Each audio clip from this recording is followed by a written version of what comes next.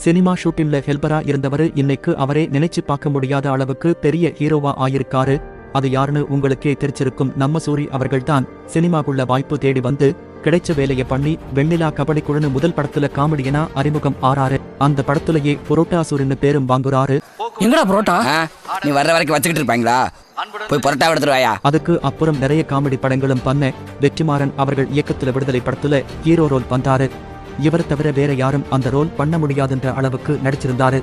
அப்புறம் கருடன், கொடுங்கோலின்னு தொடர்ந்து படங்கள் நடிக்க இதெல்லாம் பார்த்தா வெற்றிமாறன் என்ன சொன்னாரு தெரியுமா? அவரே சொல்லிட்டார், வாய்ப்புள்ள ஸ்டோரி அப்படின்ட்டாரு. அண்ணன் இல்லை காமெடிக்கு உங்களை யாரும் கூப்பிட மாட்டாங்கன்னு நான் நினைக்கிறேன், ஐ திங்க் அப்படின்றாரு. அதே மாதிரி நானும் பார்க்குறேன், ஒரு ஆள் கூட எனக்கு கூப்பிடல. அவரோட கனவுக்காக போட்ட கடின உழைப்பு தான் எங்கேயோ இருந்த சூரியை இன்னைக்கு இவ்ளோ பெரிய நடிகனா மாத்திருக்கு.